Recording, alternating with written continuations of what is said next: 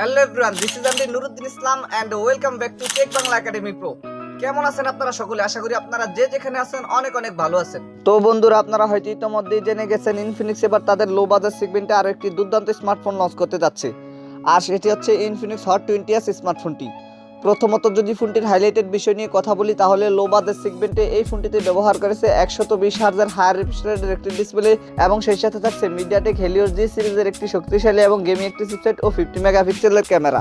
তো আজকের ভিডিওতে আপনাদেরকে জানাবো এই ফোনটির ফুল স্পেসিফিকেশন এন্ড সেই সাথে জানাবো ফোনটির প্রাইস এবং এর লঞ্চিং ডেট নিয়ে।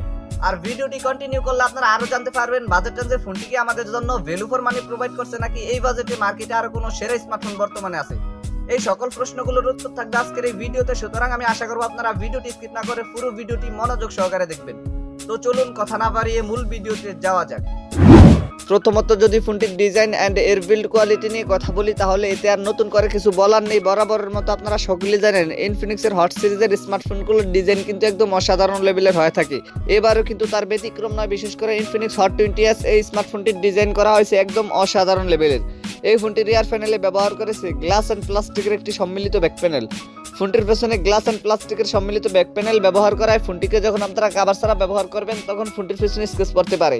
তাই আমি রিকমেন্ডেশন করবো আপনারা যখন ফোনটিকে ব্যবহার করবেন অবশ্যই ফোনটির পেছনে একটি কভার লাগিয়ে নেবেন। আর এই ফোনটির থিকনেস করা আছে 8.5 মিলিমিটার। ফোনটির রিয়ার প্যানেলে আসলে আপনার একটি ক্যামেরা বাম্পারের মধ্যে পেয়ে যাবেন ট্রিপল ক্যামেরা সেটআপ। আর ফোনটির ফ্রন্ট ফারে আসলে ফুল ভিউ ডিসপ্লের মাঝখানে থাকছে একটি পাঁচুল কাট আউট ক্যামেরা সেটআপ। ফোনটির সামনের ডিসপ্লের বেজেলের সংখ্যা দেখার মতোই রাখা হয়েছে, কিন্তু এইরকম লো বাজেট সেগমেন্টে এর চেয়েও কম বেজেল আমরা কখনো এই ফোনটি থেকে আশা করতে পারি না। এই ফোনটিকে আপনারা sonic black, tempo blue and fantasy purple এই তিনটি কালারেই পেয়ে যাবেন। এছাড়াও এই ফোনটিকে আপনারা লাইট রিডার হোয়াইট এই একটি কালারেও পেয়ে যাবেন। তো ফোনটির ডিজাইন নিয়ে বলতে গেলে পার্সোনালি এই ফোনটির ডিজাইন আমার কাছে অনেক ভালো লেগেছে। আপনাদের কাছে ফোনটির ডিজাইন কেমন লেগেছে কমেন্ট করে অবশ্যই জানাবেন। দেন সেকেন্ডলি যদি ফোনটির ডিসপ্লে নিয়ে কথা বলি, তাহলে এই ফোনটিতে ব্যবহার করেছে 6.78 ইঞ্চির একটি IPS LCD প্যানেলের ডিসপ্লে, যাতে থাকছে ফুল এইচডি প্লাস রেজুলেশন। ফোনটির ডিসপ্লেতে ফুল এইচডি প্লাস রেজুলেশন ব্যবহার করায় ফোনটির ডিসপ্লে দিয়ে যখন আপনারা কোনো কন্টেন্ট ওয়াচিং করবেন তখন ফোনটির ডিসপ্লে থেকে কোনো ধরনের রেজুলেশনের ঘাটতি ফেস করতে হবে না। আর IPS LCD প্যানেলের ডিসপ্লে ব্যবহার করা সত্ত্বেও এতে ব্যবহার করেছে 120 হার্টজের হায়ার রিফ্রেশ রেট। ফোনটির ডিসপ্লেতে 120 হার্টজের হায়ার রিফ্রেশ রেট ব্যবহার করায় গেমিং এর সময় ফোনটির ডিসপ্লে থেকে আপনারা স্মুথ একটি পারফরম্যান্স পেয়ে যাবেন। আর এই ডিসপ্লেটিতে ব্যবহার করেছে 396 ppi ডেনসিটি। ফোনটির ডিসপ্লে নিয়ে আমার আর কোনো কথা বলার নেই। আপনাদের যদি ফোনটির ডিসপ্লে নিয়ে কোনো কথা বলার অথবা জানার থাকে তাহলে কমেন্ট বক্সে লিখতে পারেন। থার্ডলি যদি ফোনটির পারফরম্যান্স নিয়ে কথা বলি, তাহলে এই ফোনটিতে রান করবে XOS 12 বেসড অন Android 12।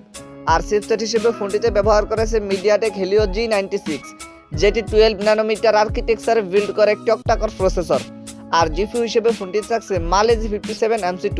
তো বরাবরের মতো আপনারা সকলে জানেন এই চিপসেটটি কিন্তু এইরকম বাজেট সেগমেন্টে মোটামুটি একটি ভালো মানের পারফরম্যান্স দিয়ে থাকে, কারণ এই চিপসেটটি ব্যবহার করা হয়েছে 2022 সালের ফোন Realme Narzo 50 ওই স্মার্টফোনটিতে।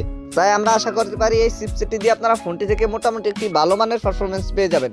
ফোনটিকে আপনারা 8128 এই একটি ভেরিয়েন্টটি পেয়ে যাবেন। ফোনটিতে আপনারা দুইটি সিম কার্ডের পাশাপাশি একটি ডেডিকেটেড মাইক্রোএসডি স্লট ইজিলি ব্যবহার করতে পারবেন। এবারে যদি ফোনটির ক্যামেরা সেকশন নিয়ে কথা বলি, তাহলে এই ফোনটির রিয়ার প্যানেলে ব্যবহার করা হয়েছে তিনটি ক্যামেরা, যার মেইন সেন্সরটি 50 মেগাপিক্সেলের। সেকেন্ডারিতে থাকছে 2 মেগাপিক্সেলের ম্যাক্রো এবং 2 মেগাপিক্সেলের একটি ডেপথ সেন্সর ক্যামেরা। ফোনটির রিয়ার প্যানেলের 50 মেগাপিক্সেলের লেন্সটি দেখে আমি যতটাই খুশি হয়েছি এর চেয়েও বেশি আপসেট হয়েছি এটি দেখে যে ফোনটির রিয়ার প্যানেলে কোনো ধরনের আল্ট্রাওয়াইড সেন্সর ব্যবহার করা হয়নি। কিন্তু এইরকম বাজেট সেগমেন্টের একটি ফোনে অন্ততপক্ষে 2 মেগাপিক্সেল অথবা 8 মেগাপিক্সেলের একটি আল্ট্রাওয়াইড সেন্সর ব্যবহার করা অতীব জরুরি ছিল। ফোনটির রিয়ার ক্যামেরা দিয়ে আপনারা সর্বোচ্চ ভিডিও শুট করতে পারবেন 1080p 30fps রেজুলেশনে। আর সেলফি ক্যামেরা হিসেবে ফোনটিতে ব্যবহার করেছে 8 মেগাপিক্সেলের একটি ক্যামেরা।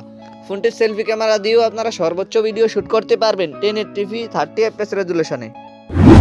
এবারে যদি ফোনটির ব্যাটারি এন্ড এর চার্জার নিয়ে কথা বলি, তাহলে এই ফোনটিতে ব্যবহার করা হয়েছে 5000 মিলিঅ্যাম্পের একটি সুবিশাল ব্যাটারির সাথে 18 ওয়াটের একটি ফাস্ট চার্জার। এছাড়াও ফোনটিতে থাকছে 5 ওয়াটের একটি রিভার্স ওয়্যারলেস চার্জার।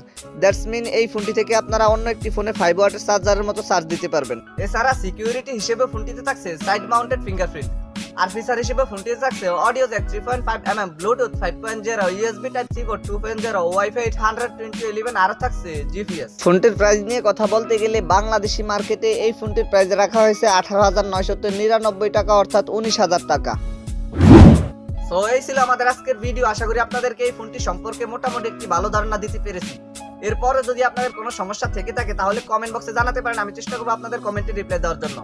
আর যদি মনে হয় ভিডিওটি থেকে একটু উপকৃত হয়েছেন তাহলে ভিডিওটিতে একটি লাইক দিয়ে দিবেন, ভিডিওটি বন্ধুদের মাঝে শেয়ার করে দিবেন। এই নিয়ে thank you so much for watching this video. দেখা হচ্ছে খুব শীঘ্রই নতুন কোনো ভিডিওতে নতুন কিছু নিয়ে। চিলড্রেন টেক কেয়ার, আসসালামু আলাইকুম।